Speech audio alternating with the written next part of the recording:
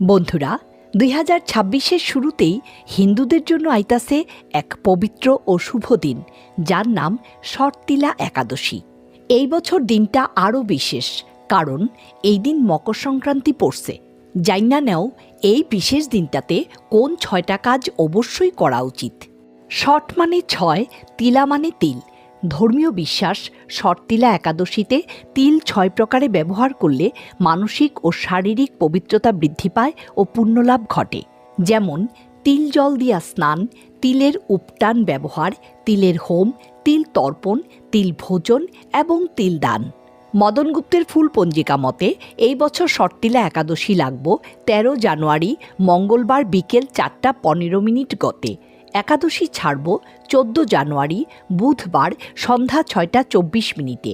সূর্যোদয়ের সময়ে তিথি থাকব দেখা 14 জানুয়ারিতেই একাদশীর ব্রত উপবাস পালিত হইব, আর 15 জানুয়ারি বৃহস্পতিবার সকাল 10টার মধ্যে পালন করতে লাগব।